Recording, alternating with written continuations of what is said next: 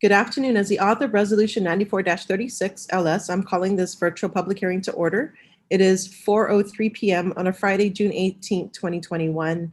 Notice of this afternoon's virtual hearing is provided to senators, stakeholders, and local media on June 11th and June 16th, meeting the requirements of open government law. I'd like to acknowledge my colleagues who have joined me here today, Senator Tello Taitigui and Senator Joanne Brown. Thank you for being here. Resolution 94-36 LS, introduced by myself, Senator Sabina Flores Perez, and Senator Clynton E. Ridgell. It's relative to supporting Government of Guam agency efforts to secure federal technical assistance and funding to eradicate snakes from Dåno or Cocos Island, to protect and recover Guåhan's native species, and to commit to removing the brown tree snakes from Guåhan. My office will continue to receive written testimony until 4 p.m. Tuesday, June 22nd, 2021.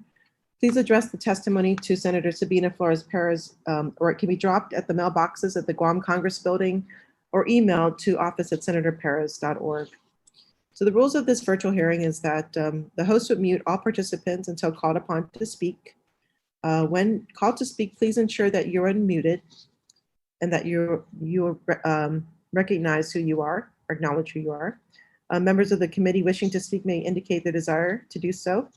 In the in-app chat feature, the order of questioning will begin with myself, followed by senators. Individuals testifying shall be first recognized, and they shall state their name for record-keeping purposes, and questions and testimony shall be confined to the substance and nature of the agenda. To begin, our agenda is to hear testimony regarding Resolution 94-36, sponsored by myself and Senator Clynton Ridgell. So if I can just give some brief opening statements. Today we will hear the testimony for Resolution 94-36. For more than 70 years, the brown tree snake has devastated Guåhan's natural environment and has directly and indirectly affected our community, our way of life, and our culture. Dåno until recently has been brown tree snake free and has been a habitat for recovery of our cocoa bird and a sanctuary for a number of listed species, including geckos and skinks, which are rare in the Marianas, and some of which are no longer found in Guåhan due to the brown tree snake predation. Resolution 94 calls for multilateral support of local and federal efforts to eradicate the brown tree snake from Dåno. The Government of Guam, Department of Ag, and Department of Parks and Rec are responsible for managing the natural resources of Dåno Park on Cocos Island. And Department of Ag is an active member of the Brown Tree Snake Technical Working Group, which coordinates the brown tree snake research and control activities to prevent the spread of snakes and restore Guåhan's native ecosystem. This will be a challenge which will require multi-year federal funding resources and community involvement, but it is possible. And this resolution recognizes that Dåno has the potential to become an example at our local, regional, and international levels of successful endemic and native species recovery and conservation efforts. Secondly, the resolution supports the enhancement of local agencies' capacity to handle biosecurity threats.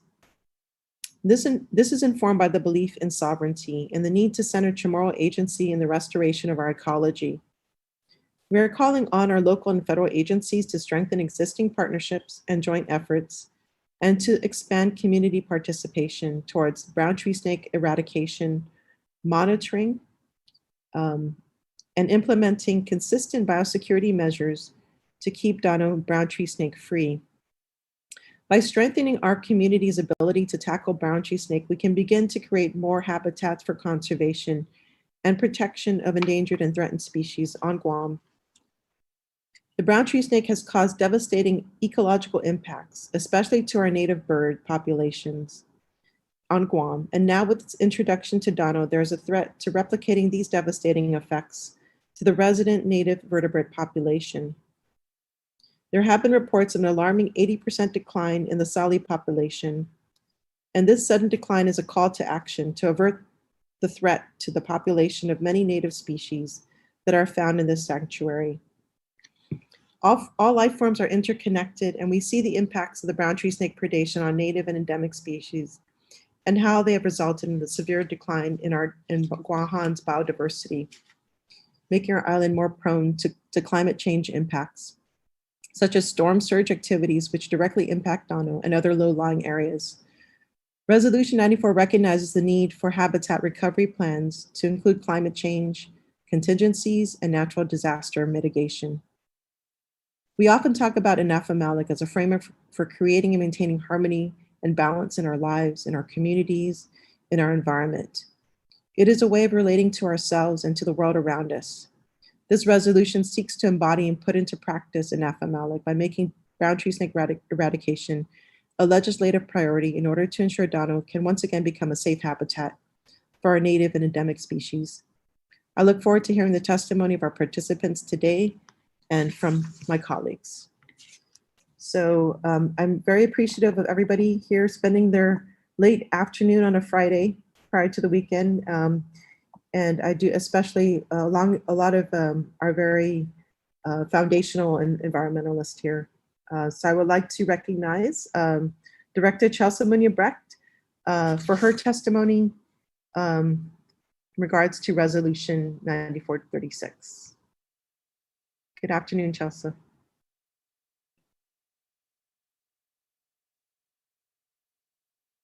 On the couch.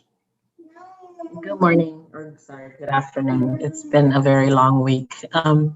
Thank you so much, Senator Perez and Senator Brown and Senator Chicharika. What I'd actually like to do, though, is because any testimony I provide would be based on just information I learned from the personnel who work primarily on this project and have tremendous amount of passion and commitment and have put in many countless hours and frustration and intensity into the work that they do on Dåno Island. So I'd actually like to ask, I know we have both Diane and Suzanne, as well as the DAR Chief Jay Gutierrez online right now. So, I mean, I'd like to offer them the opportunity to provide comments first, since this is their project, and specifically Diane, who's been working on this. This has become, I think, one of the foremost issues that she's been working on for many, well, not just this year and weeks, but I think years already.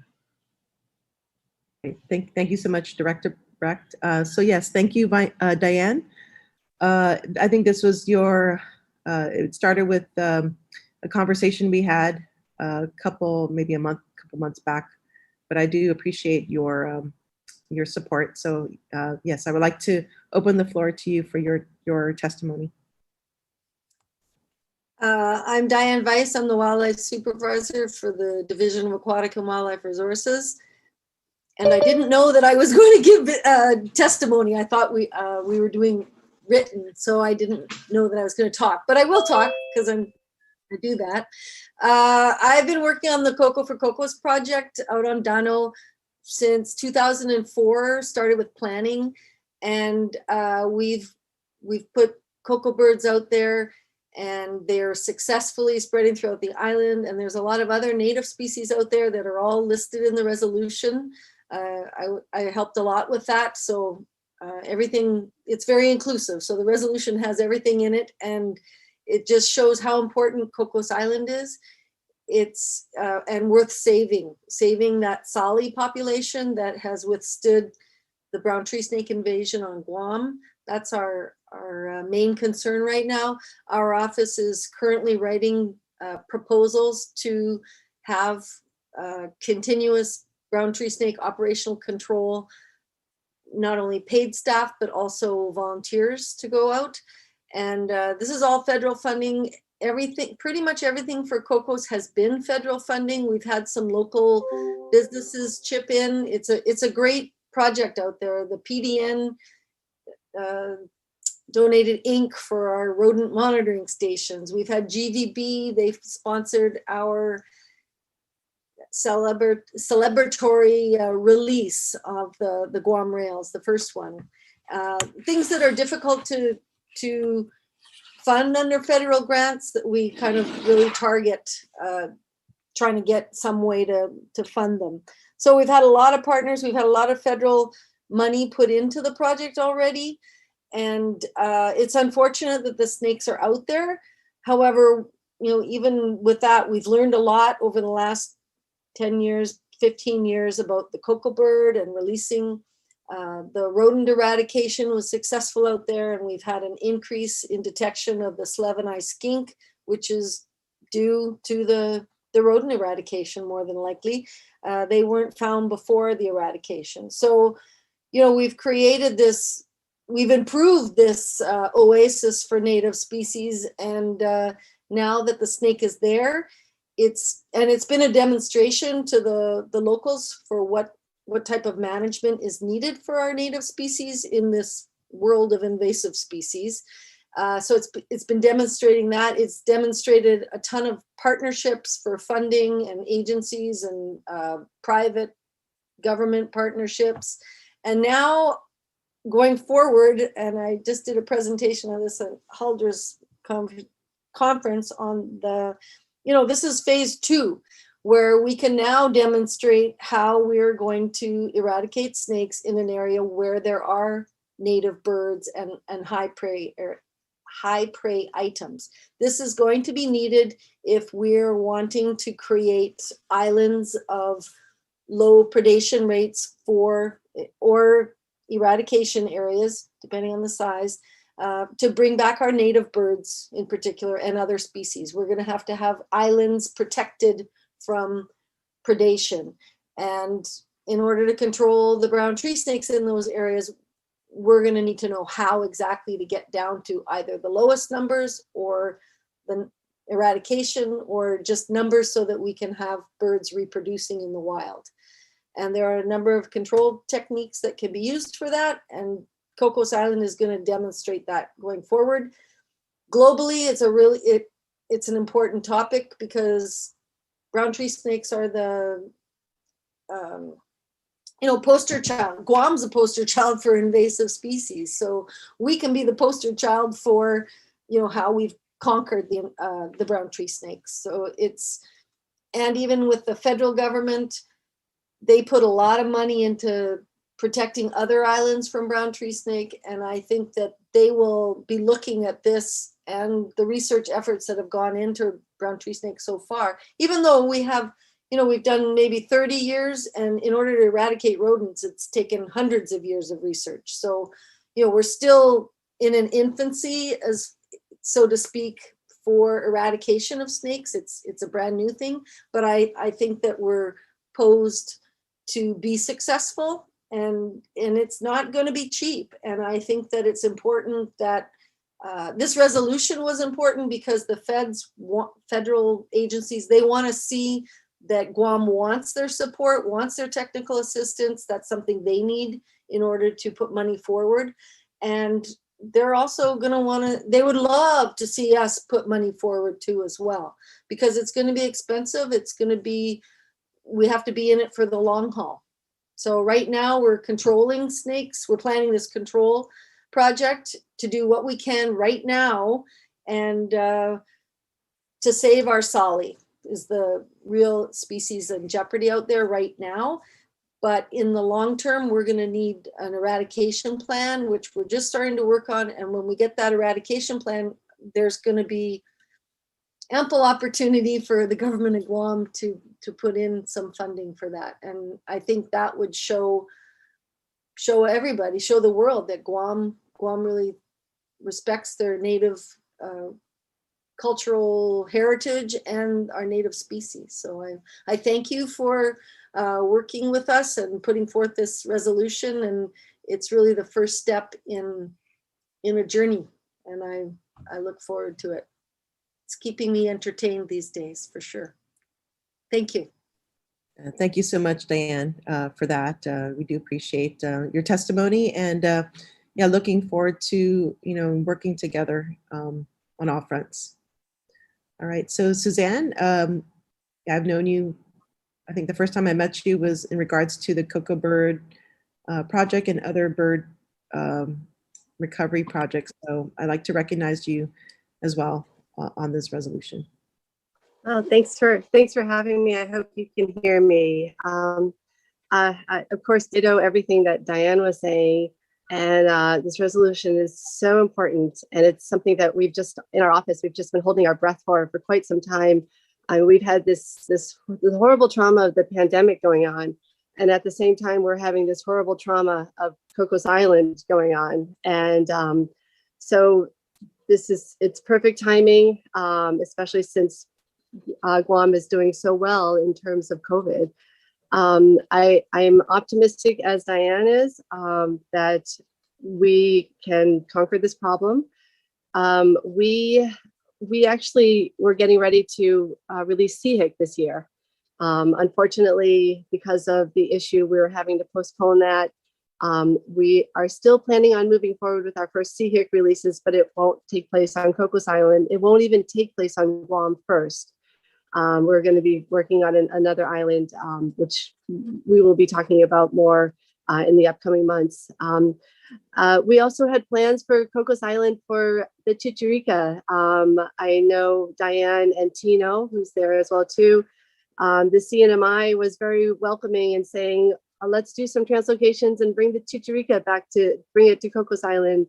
And also most recently, I think it was last year or the year prior, 2019, they were saying, how about the white eyes, bringing the Nosa to Dånos as well too. So there's so much that can be done with Dånos for our birds, and a community involvement as well too. Even getting the resorts up and running as well too. It's just very grateful that this is happening at this moment right now, and it's just going to get better. It's going to be very exciting for us to see the Sali population rebound. So thank you so much for everyone for supporting this.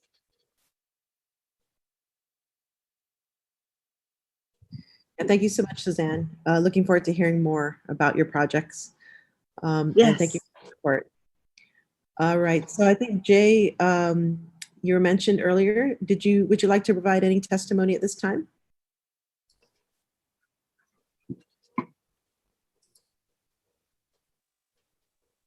Hi. I just want to say that I would be pretty much reiterating everything that everyone had said, but we're in support of, well, we are in support, the division's support of the resolution, because it's there's not a lot of invasive species over in Cocos Island, and it would serve as a good habitat for natives, the flourishment of native and flora species. It's also home to many native species that are no longer found in Guam, and such as the stubborn skink, the nesting sea turtles, and the nesting birds. It also demonstrates how to learn and control the recovery of Guam's native species. It also served to help support the Sali and saving the Sali and giving hope to the people of Guam that native birds would one day return to their backyards. And I remember myself going to Cocos Island when I was young. I enjoyed the many features that are in Cocos Island, and I really hope that the resolution is passed so we can see more of the native species, not just on Cocos Island, but hopefully one day on Guam, where we can learn from what is being done in Cocos Island and kind of pattern it on Guam, so we can have those species here on Guam as well. Thank you so much, Jay. That's a beautiful vision. Something I also dream of, seeing CHIC. That's great, CHIC, and the Chicharika, just amazing. I also want to recognize the honorary member of Department of Ag, Celestino Uggan. You're retired from Department of Ag. If you have testimony you would like to provide, and if you can turn on your— I do.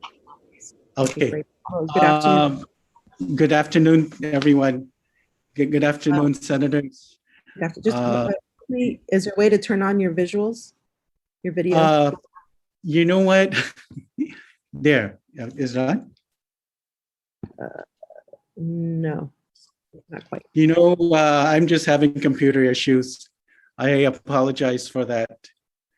Does that forfeit any activity from me? I'll go ahead and waive the rule So yeah, feel free to. Thank you very much for that. We'll figure that one out. I should have figured in our previous meeting, Haudra, we were all on all the video regarding our self were basically forfeited. Anyway, here is my testimony. And I will be submitting, just as for the record, I will be submitting a written testimony in that regard. But for now, this is what I will be submitting verbally. I am submitting my testimony in support of Resolution 36-94, a resolution supporting the conservation efforts on the island of Cocos Island, or Dåno. I am a retiree, having served 30 years of government service under the Department of Agriculture, Division of Aquatic and Wildlife Resources. During my tenure with DAWR, I progressed from a part-time biological technician in the late 70s and retiring as the division chief in August of 2020. We had saved the Guam rail, also known as the Coco, from extinction, and now efforts to re-release birds into the wild have begun. During my service, we had, among our accomplishments, promulgated Guam's endangered species list, submitted and obtained federal grant funding for many of our local projects, connected with Guam schools via class presentations and exhibits, and definitely this was a monumental accomplishment. In the recent Mariana's Terrestrial Conference, the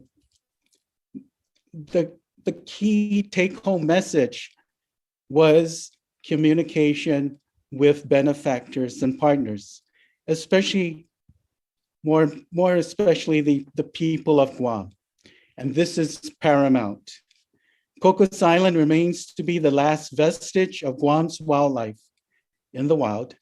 It is a jewel of heritage that must be protected. Passage of this resolution accomplishes that. It is not the final effort.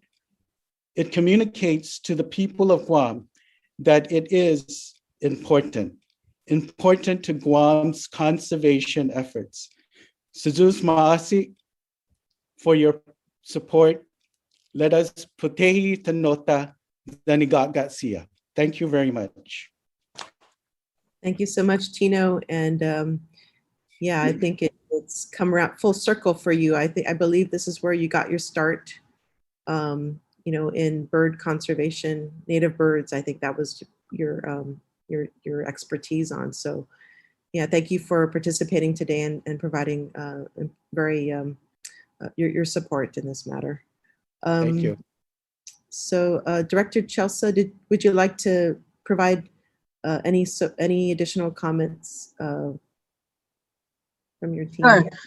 Thank you, Senator Perez. My name is Chelsea Monia Brecht, Director of Guam Department of Agriculture. Our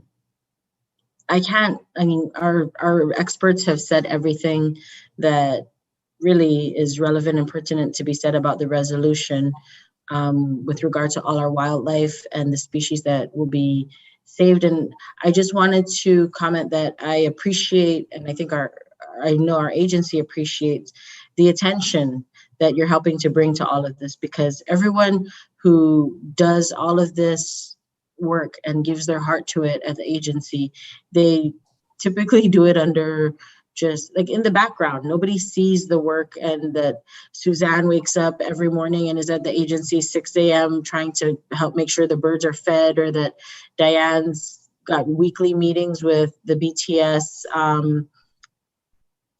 Oh my gosh, it just skipped me, the response team, the rapid response team. So with this resolution, you help draw attention to all of that work, and that creates support in our community. And we have community members who are aware of the situation and want to provide help, but there are so many others out there that don't know that there are all of these opportunities on Dåno that for our native species, and that it's protected right now just by its location with water between us and the island from the invasive species. And a really important aspect of this resolution is that it provides the support that our federal partners will need to help get more funding from their respective lead agencies for the project here. So I think that's a really important component of the resolution that it'll provide for us. So thank you for that. All right. Thank you so much, Director, for your words of support as well. And yeah, we're looking forward to working with you closely. So thank you. At this time, I'd like to recognize Dr. Haldra Rogers to provide testimony on the resolution. Thank you, Senator Perez, and good afternoon, Senators. Thank you for the opportunity to speak today. This is my first time speaking at a hearing like this. I am here to support Resolution 94-36 LS.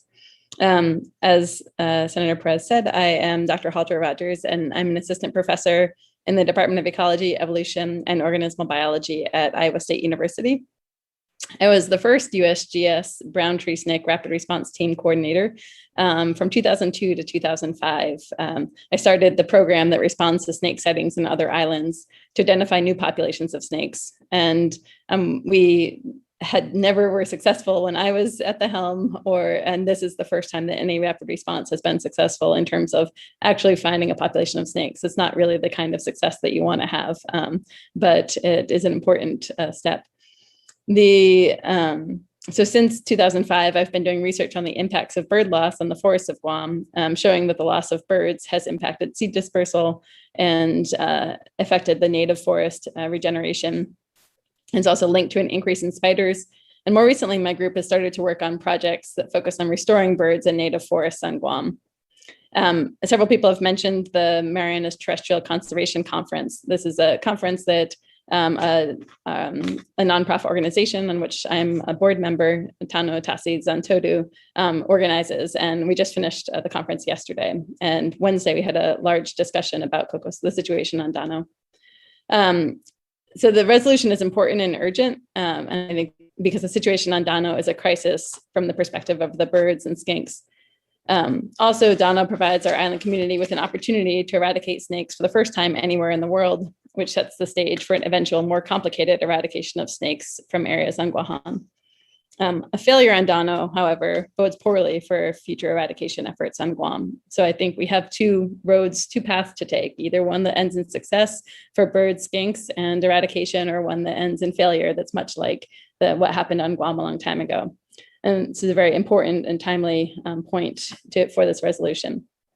So I have 5 key points. 1, the need for response is urgent. Many people here have already spoken about how important Dåno is for the Coco.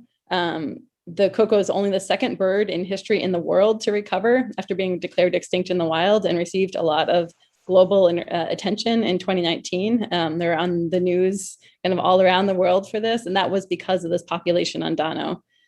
There are plans to reintroduce sea hec to Dåno, which would bring another one of our extinct in the wild species back, another really important step, but that's not going to happen until snakes are controlled. And others have talked about the Sali and the Sloven skink. Dåno is also an important breeding ground and place to see seabirds. There are likely somewhere between 200 and 500 snakes on Dåno, and so far maybe 50 to 60 snakes have been removed, somewhere in that range. And they likely arrived there sometime between 2011 and 2014, so it's been some period of time that they've been there and been increasing. This is why it's urgent. We know what happened on Guam when snakes got there. Bird numbers declined very quickly as soon as the snakes reached a region, and that's the same thing is likely to happen on Dåno. So point 2, eradication, getting every last snake off Dåno will be challenging, but I think it's possible, and controlling the snakes long enough to maintain the existing bird populations is certainly possible if we act quickly. So far, we've learned that trapping with dead bait and using toxicants within dead bait are not effective tools in an environment that has lots of other prey around, other birds to eat. the most effective tool is visual searching, just getting people on the ground looking for snakes. And that's time consuming, but I think it's possible. You just get out there and look for them. And it gets more difficult getting every last one. And luckily we have a great team of researchers that can work on trying to figure out how you get those last few really difficult snakes. Number 3, there needs to be a way of rapidly accessing funding for this project, as well as for other invasive species that arrive. An ideal response starts as soon as the population is discovered, and the group puts forth an intense and concentrated effort to make as big of an impact as possible. This requires funding that can be mobilized in a different timescale than federal agencies typically operate, and potentially is an important role for local funding that could be mobilized more rapidly. Currently, the USGS Rapid Response Team has led a limited emergency response where trained searchers have searched 1 to 2 times a week since November. And a longer term response might happen in a couple months from now with more searchers contracted by DAWR. In addition, there are plans for a volunteer effort down the road, but still at this point, the only response has been a couple days a week, 1 to 2 days a week by USGS Rapid Response searchers. And that needs to change. We need to get people out there immediately. We have a volunteer effort possibility that could, led by Olympia Terrestrial on here, it's ready to go, but there is no funding right now to pay for boat trips and fuel. And none of the current sources of funds can be mobilized immediately. It just will take some time to get them up and running. The snakes, though, are not waiting for next fiscal year to eat the birds or skinks. And so we need to mobilize a more intense response immediately. And I'm hoping that there may be this resolution could identify some sources of funding or help people try to find some sources of funding that can get us going rapidly. And then a point I think Tino made very nicely, and Arlene Steffi in our conference this week also made, is that Dåno is a community problem. It's not a federal problem. It's the community's island, the community's resources, and the community's problem. And that includes the federal partners, but also includes all the people of Molessi, the people of Guåhan, and the local government. In the past, brown tree snake research and control has largely been left to the federal government for funding. And much of the research and control efforts have been on the federal government. And there's been little role for involvement of the community, even though every year at our conference, people ask us how they can help with the brown tree snake problem. By training citizens to help with snake eradication on Dåno, we'd be investing in Guam's ability to control snake populations on Gov Guam land, on private land down the road, and allow everyone on Guam to have a part in the restoration of the island's birds. It's also potentially an important opportunity for economic recovery for citizens of Molessi and other southern villages if there is a room for employment as part of the Dåno snake control team. And then last point is just that once the eradication is successfully completed, the biosecurity and monitoring is going to be necessary for long-term success. And the more you get people involved in this, the more likely that biosecurity is going to be effective. The snakes on Dåno were discovered by private citizens who killed them. They made the right call. They killed the snakes and they called Department of Agriculture or talked with someone. They talked with the Department of Ag. And by engaging the public, we're ensuring their eyes and ears on the ground. So in closing, the discovery of snakes on Dåno is tragic, but we still have the opportunity for the story of Dåno to be one of success. If we can protect the remaining birds and lizards, conduct the first successful snake eradication in the world, and then use it as a model for future projects on the island of Guam. The alternative is a repeat of the story that played out on Guam with the original invasion of snakes. As Zach Kyogi said in his talk at the conference this week, there is still hope. Leadership from the government of Guam and their federal partners, as well as community involvement, will be critical for saving birds and skinks on Dåno and for bringing native birds back to Guåhan. Support of this resolution is an important first step. So thank you for introducing this, Senator Perez and Senator Ridgell. Great. Thank you, Dr. Haldrer. Yes, I would like to also acknowledge that Senator Ridgell, he regrets not being able to be here due to family concerns. So, but he does lend his full support. At this time, I'd like to recognize Joni Kerr for her testimony. Thank you, Senator Perez. I'm Joni King-Kerr, and I am an associate professor at Guam Community College and an advisor for the GCC Eco Warriors. I am also a coordinator of the Marianas Terrestrial Conservation Conference and Workshop that Dr. Halder just talked about. And I am also the treasurer for a new nonprofit called Dåno Tasis and Todo. The resolution already provides a very comprehensive history of the events that led up to this environmental emergency on Dåno. So I'm going to offer some reflections, comments, and information provided by participants of the MTCC. In 2010, when 16 cocoa birds were first released on Dåno, many people crossed their fingers that these beautiful, charismatic birds would be prolific. They're going to have babies, increase in number. And indeed, the success of the release was internationally recognized in a December 29 article in The Guardian. The article stated that the Guam rail is only the second bird in history to recover from being extinct in the wild after the California condor. Yet in the very next month, two local scientists, Dr. Alexander Kerr and Dr. Kurt Fiedler, discovered a brown tree snake skin shed on the island. They reported their finding to the proper agencies. And then in September 2020, three local fishers, Tatiana Talavera, Robert Quintanilla, and John Uggan, captured two snakes on the island. Shortly thereafter, the rapid response team began capturing snakes on the island while conducting visual surveys. So clearly the success of the cocoa population on Dåno is compromised, as well as the success of the Sali population and endangered skinks. So we need to act quickly to reverse what many of us are fearing is very nearly a tragedy. The presence of the snakes on the island set off alarm bells and immense frustration amongst a group of local environmentalists, including myself, who've been trying for the past several months to get some movement in terms of organizing and training volunteer teams to go to Dåno to start eradicating the snakes.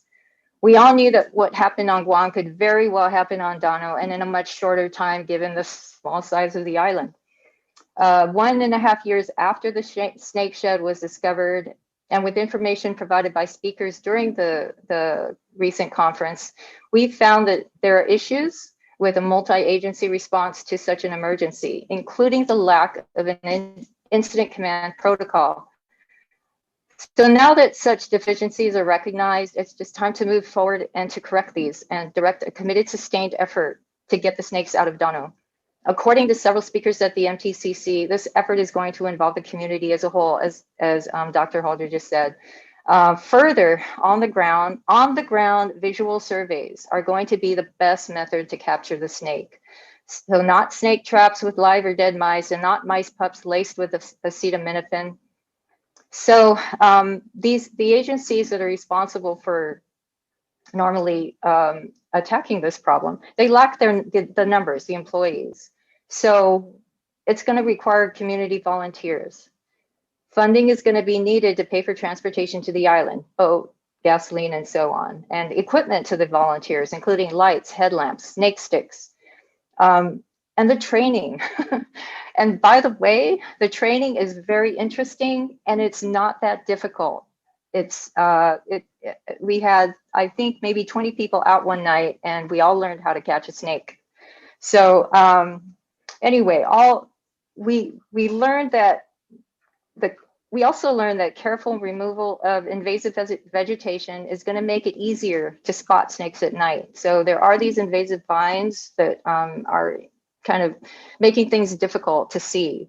And for movement in certain areas. So if we maybe have some volunteers during the day to take care of that thick vegetation, then it'll make it easier to catch snakes. We're also going to need community training of boaters to show them how to examine their vessels to prevent snakes from going to the island. According to one speaker, it could take years to completely remove BTS from Dåno. But once that is accomplished, we will need to continue with vigilant monitoring and biosecurity measures. As you can see, the success of eradication will require a multi-pronged concerted effort amongst our local and federal agencies and the local community. I think that one of the best outcomes of the MTCC is that we now understand that when something like this happens, we have to act decisively and quickly, and we need to have a proper protocol and funding in place to get things moving. Please note that these realizations will help other islands in the region to avoid what happened on Dåno. As the international community learns about this emergency, we hope that we will be up to the task to reverse this tragedy so that Guam can truly proclaim that we have a success story. So I would like to end by thanking Senator Sabina Perez and Senator Clynton Ridgell for sponsoring this resolution. And I call on the other senators of the 36th Guam legislature to support this most worthy and important resolution. Sijus Maasi. This is Masi, Joni, for your testimony. Yeah, thank you for your participation today. Okay, so yeah, well, we'll have questions later, but we would like to recognize the others that have come here today to provide testimony. We have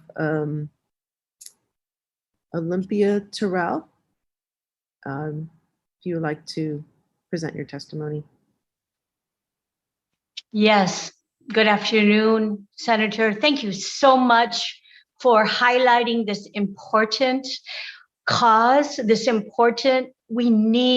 we need to succeed here. We cannot fail, because if we fail with this, that means what does Saipan have to look forward to if they ever get a snake on their island?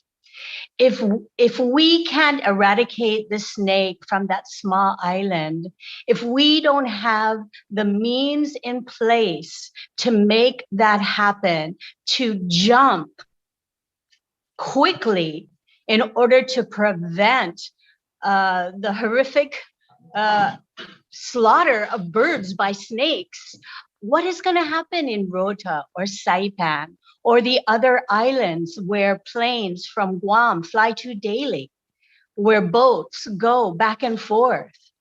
And what I think is really beautiful about the Marianas Terrestrial Conservation Conference, so I went to the second one. That was the first one I attended. And I came away thinking it might be possible to eradicate snakes on Guam. Just hearing that excited me so much that I was basically stalking Huldra to find out how can I be a part of this and what can we do to make that happen? Because I love birds. I love seeing birds in the wild. I love having them being a part of my life and me being a part of theirs by being able to observe them. And I think it's so important that the Coco be given a chance to reproduce in the wild. I think it's so important that Dåno be a place where people can go and observe bird life. Not all of us, but many of us are dying to see birds. Young people here on Guam don't even know what it's like to have birds in their life. So I think we cannot fail with Dåno, because that failure will ripple out.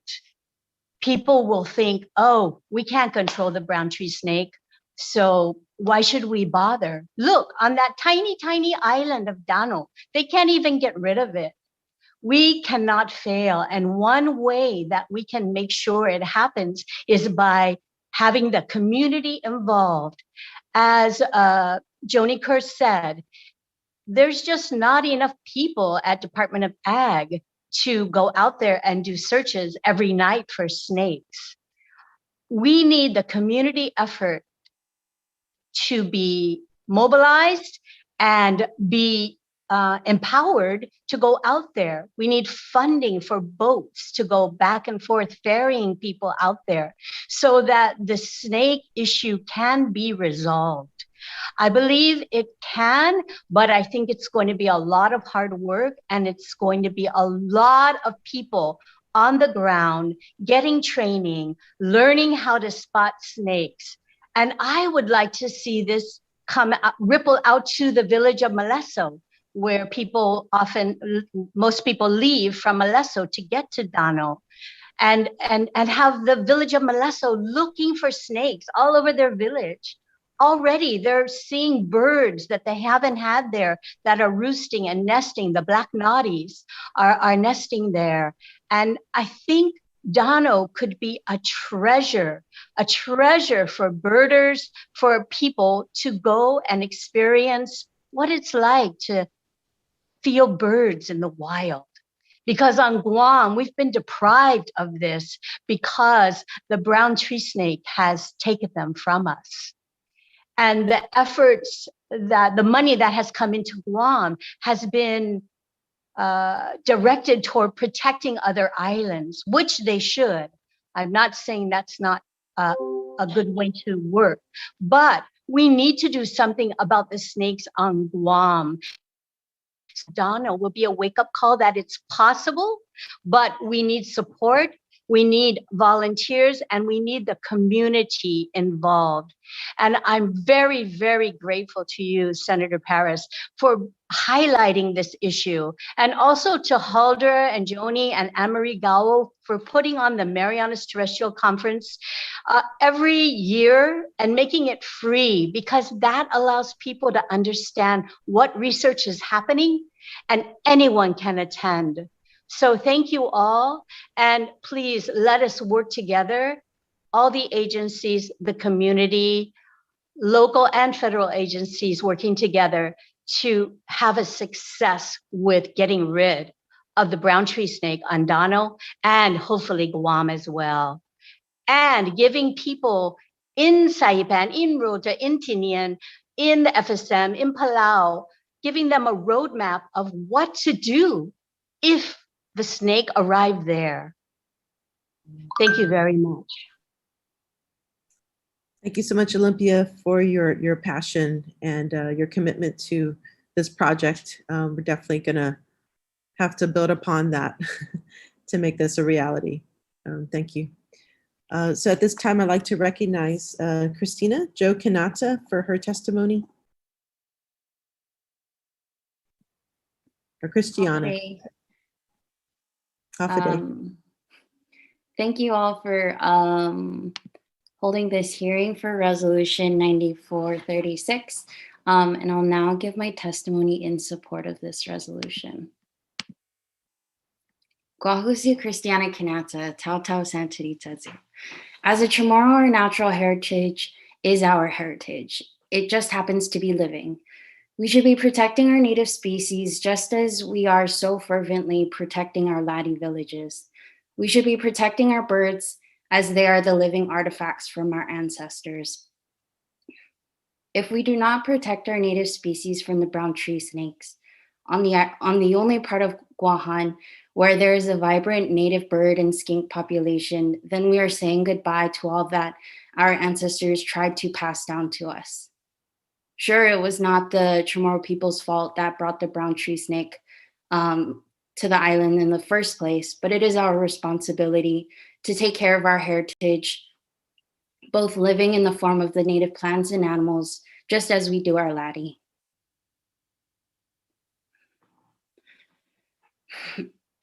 I was born and raised on the island of Guåhan. It was not until I became a biologist that I really started to learn about the native plants. However, that is somewhat of a false statement. I've also learned about the land through going out with my parents, or the stories my family would tell us, or the brown tea that my dad made by boiling the leaves of the Ridgell plant along with other leaves to prevent disease. He's 71, in great shape, and drinks the tea regularly. One time when I was little, I made the mistake of thinking it was nest tea, but it wasn't. It was a brown like liquid that looked like iced tea, but it was bitter and not sweet at all. It was my dad's mystery tea. Now as an adult and a Chamorro biologist, I learned that the Ridgell leaves that he boils is a native plant found along the beach strand and limestone forests, also known as Claridendron inerme. The way this plant is dispersed throughout the island was probably once dispersed by the birds that are no longer on Guåhan. So as we continue to destroy through development of our native forests, and we go for another 10, 20 years without native birds dispersing the seeds of a vital medicinal plant, seeds of Ridgell and countless others, so too will our cultural practices of using what the land provided and what our ancestors taught us. This plant may eventually die out because the forests are being destroyed and not being regenerated because there are no native birds on Guåhan to disperse these seeds, thanks to the brown tree snakes. And then what? Will I be able to find Ludigao in the jungles later down the road when I need that medicine? Will I be able to carry on the tradition of making that Ludigao tea for my health just as my dad does? If you really care about our culture, then vote yes for this resolution or in support of this resolution. These are the first steps you can do to try and create a path forward to eradicate snakes off of Cocos, which is many birds, if we are even to think we have a chance of reintroducing birds on Guåhan. If we want to preserve our heritage in every way for our future, then vote for this resolution. And do your part to protect our living heritage from the brown tree snake. Jesus Masi. Sizus Masi, Christiana, very well said, and thank you so much for those words. It's very important to connect natural resource conservation with the historic preservation. Yeah, so thank you for that testimony. And now I'd like to recognize Jasmine Lin for her testimony on resolution. Alpha Day and good afternoon. My name is Jasmine Lin. I'm a senior at Harvest Christian Academy and also an intern at the Public Policy Institute under Vice Speaker Tinia Monia Barnes. I would like to start off by saying thank you for allowing me to testify in support of Resolution 9436, which secures federal technical assistance and funding Guam's native species and to commit to removing brown tree snakes. With Resolution 9436, I believe that it will help fight the decline of Guam's biodiversity along with preserving the wildlife sanctuary that is home to many endangered species. Not only will this restore our island's ecosystem, but also help ensure that brown tree snakes will not be spread to other locations where vulnerable populations. This is an opportunity to conserve native species and begin on the journey to recovering Guam's endemic species by introducing them back to Cocos Island. This initiative will not only benefit future scientific research, but also the local economies. With this resolution, we are taking another step towards restoring and protecting our island's native species. The effort will require funding, time, and manpower, but the direction we are heading towards will allow future generations to see and study not only the species that we already have now, but hopefully also the ones that will be reintroduced. Thank you, Madam Chair and Senators, for your time. Sizus Masi, Jasmine, it's always great to feel, and it's always empowering to hear the youth present such strong support for protecting our environment. So thank you for your time. And so now I'd like to maybe have a couple of questions for the panel that are here today. So a lot of mention was about how do we get funding? And, we have the federal funds that, that would take a little longer. It looks like there is a delay or a lag phase before the federal funds can come, but I know we do have resources here that we can utilize. There's definitely a lot of passion and human, intent to do something. I think, there's a couple of things. So the resource, the funding that we need, and if someone maybe perhaps can talk about what type of funding is needed, as well as the administrative steps. So the first steps to kind of cover this gap while we're waiting for the federal partners to kind of kick in. So if maybe Director Chelsea, you can maybe speak to, or your staff can speak to, what are the first steps that are needed, and how can the community, work together with the department to get to address the brown tree snake population? Well, it's kind of funny. Thank you for the question, Senator, because Olympia and I were messaging each other on the side, talking just about that.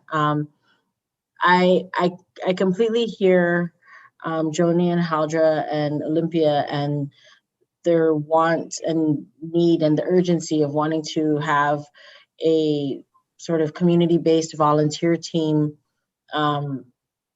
come onto the island. So I was messaging Olympia saying, we need to have a meeting about this because we need to have a planning discussion. But I've also had these conversations with our team and understand that part of the other aspect to the concern, or the other concerns, revolve around the endangered species that are already there. Because, and I don't know that this needs to be an entire conversation we have right now during this public hearing, but in having a community-based rapid response team, as they mentioned, you need funding for the boats. We already have many boat owners or private boat owners, but the pier belongs to Cocos Island. That's number one. Although they could come on the government side, and there's no dock for that, but I'm sure we could figure out a solution to get on that way. Then I think we need to quantify or put a value to the amount of equipment that would be needed. I don't think snake grabbers are necessarily expensive unless we have people who just, are hardcore and want to use their hands. But I think you've also touched on this sort of invasive species rapid response procurement before. I feel like in last term we've had this conversation, and then the first funding opportunity that come to people's mind is the invasive species fund. But then, as we also mentioned during our budget hearing, that fund is supposed to be accruing over $2 million annually, and consistently, historically, it hasn't exceeded 700,000. I mean, it's always just been around 600,000, which just covers the staff of our biosecurity division. So until we rectify that, there's never really going to be available funding for a rapid response unless it comes from another source. Okay, yeah, so yes, thank you for that. I think, so I guess if anybody's interested in helping out, they would contact Department of Ag. Is that correct? Or want to donate a boat or donate money for that matter? Well, they couldn't donate the money to us or the boat, but I know Olympia has put together a team of volunteers. I guess Joni was part of that, where they got trained together by USGS. Diane wrote a proposal for U.S. Fish and Wildlife to also put together a sort of volunteer group. But as Joni mentioned, that's like waiting for the next funding cycle before that receives the funding to support a volunteer group. And then there's the other training that I think is really important for any volunteers, and that's how to even move along the island so that you're not damaging or what's considered take for any other endangered species that are already there. Yes, so. And Diane, yes. feel free to jump in or chime in if you want, or Jay, Suzanne. And Olympia has a question.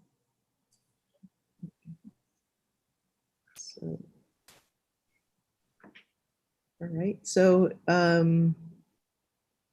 yeah. I don't know if you want to recognize Olympia first, and I can speak. Okay. Or either way. Olympia, yeah, if you have any questions. Yes, I just wanted to say that basically what we need is a fund that would have money that we could utilize for boat captains to take us out, boats and a captain to take us out to Dåno. We also need equipment, but for me, that's not the most important. Although I just recently bought a light that's very bright, but the lights that they use at USGS are like $500 each. I think the light I bought cost about $75 that you can get from Amazon. And then there are snake sticks that would be helpful, but not necessarily needed, because we can use our hands. We will use our hands. But they do help because the snakes are very often in the trees, above the trees. I also have ideas for novel traps for snakes, because I've had snakes in my house over the years a lot. And I also kept birds for a while. So I have methods, and I spoke with Patrick who's with USDA now, and he was interested in talking more about it, using netting to trap for the snakes to catch themselves in. So there's a lot of things that can happen, but the most important thing is if we can get from the community or the government of Guam or the federal government, but I guess, giving funds to just a private citizen so she can pay boats to take people to Dåno, I think that's a little more difficult. But if we could have a nonprofit that perhaps the money could be funneled through, might be useful and might be a way, because I'm committed to going out there, and so are the other volunteers that I've spoken with.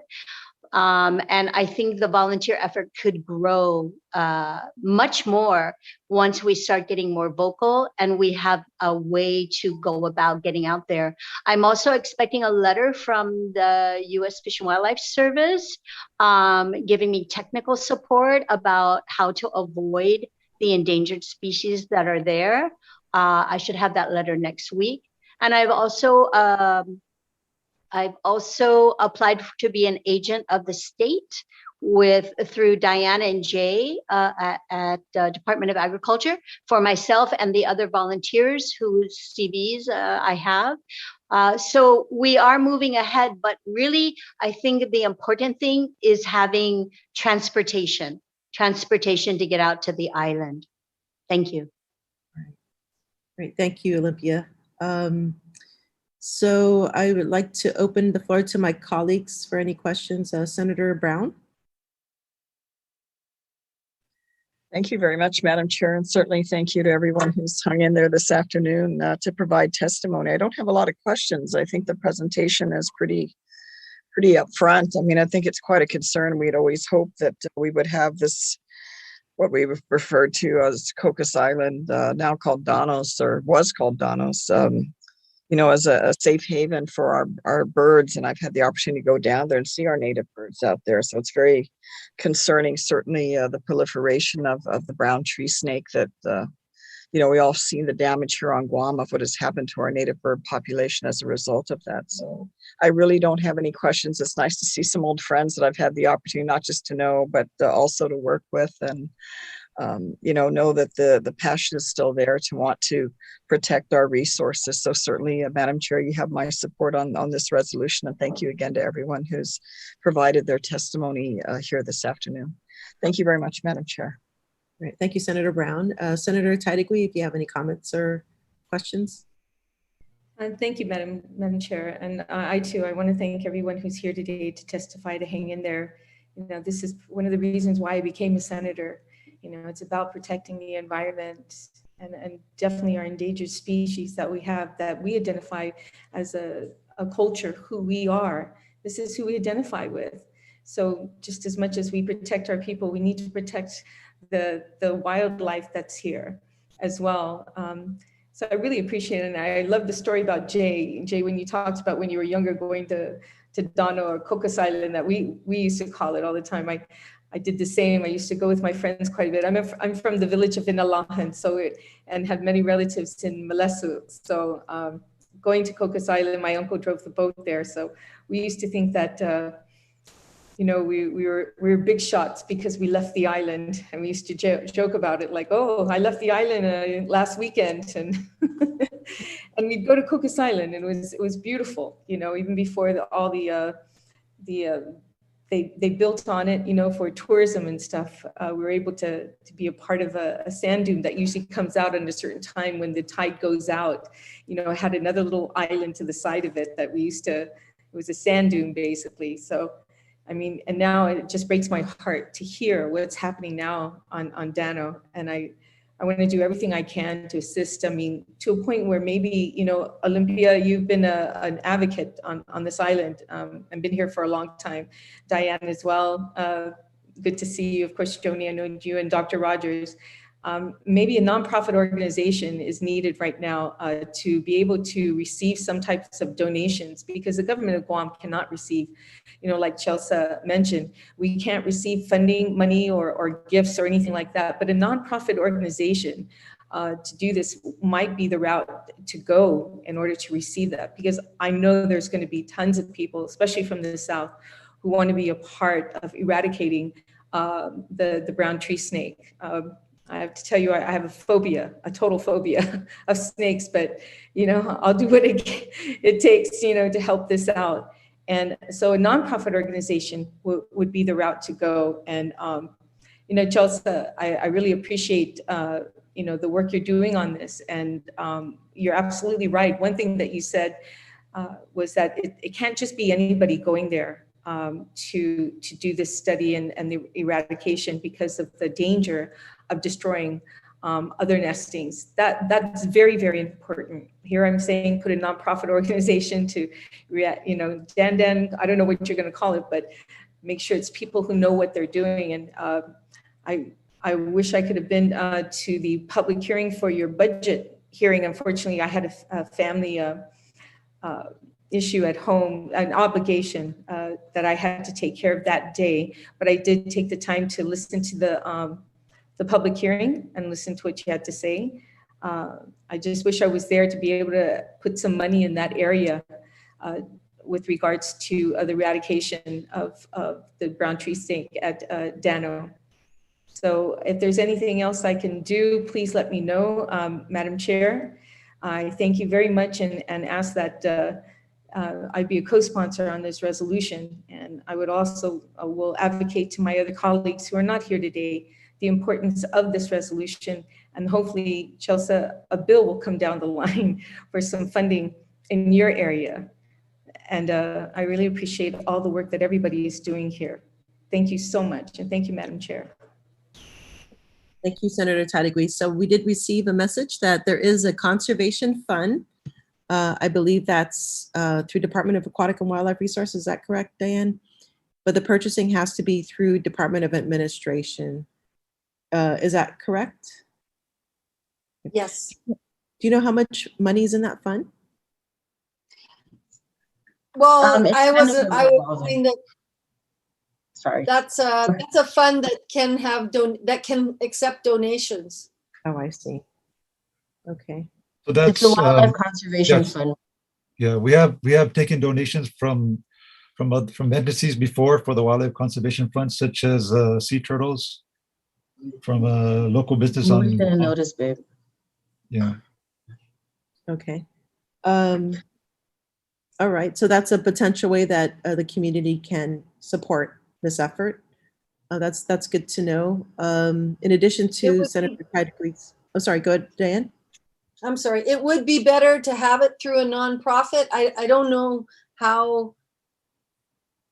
I don't know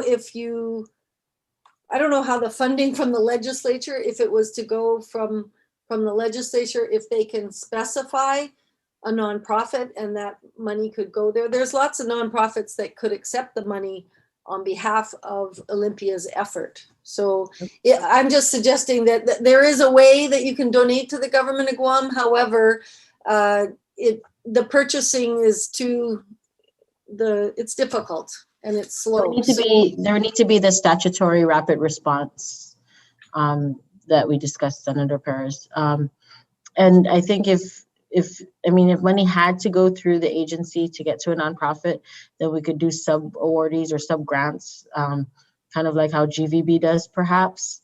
But I think that would also have to be specified statutorily as well. It might just be easier to have, I don't know, maybe it would be to go through GVB and have a community or NGO apply for the sub-grant. Okay. I think that's going to take time. I mean, I'm looking for money and I've applied for money for the volunteer program. So there is some money coming, but what Olympia needs, she needs cash. She needs to pass the hat, basically. She needs cash to pay those drivers. And the other difficult part, like she needs cash now, because even the grant that I'm working on modifying to give her some money, through the procurement, it's difficult to, if she doesn't have cash in her hand, how does she pay someone? And we can pay her for training and arranging and coordination. and she can use that payment for those skills for gas. But again, it's taking time. So she needs cash now. Okay. So there was a mention of the Tano Tasi Toto. Do you guys accept funds? Is that a potential option? Can you accept donations? We are working with Mango, which is as a fiscal sponsor that would be able to accept donations. They're out of the CNMI until we have our own ability to accept funds. Okay, so that's a potential. That's in the work. Potential. Mm-hmm. Right. So Or there's also MCC, Micronesian Conservation Challenge. Micronesian Conservation Coalition. They're based out of Guam. Might be easier to have a Guam-based one. They would be willing to accept the money as well. But like I say, they need cash. Just needs a flow through. I don't know how you get cash though from a government. Cash from a government doesn't happen very quickly. So I don't know. Okay. So that's good to know, and definitely looking forward to the plan what comes out of the plans, because it has to all be coordinated, right, with the U.S. Fish and Wildlife Service. So yeah, and in regards to the funding too, I mean, if Cocos Island, Dåno was, a big success story, I think I can imagine that, we could potentially have, if we have a online funding campaign, I can imagine it can receive a lot of this international attention and support, monetarily. So I think that, whichever nonprofit does this, I would highly recommend that they reach out to the international community to help provide, funding. So yeah, we'll put together something for sure. But again, I want to thank everybody for your participation in this public hearing, and thank you all. Have a great weekend. At this time, it's 5:14 p.m. The committee now is adjourned. Have a great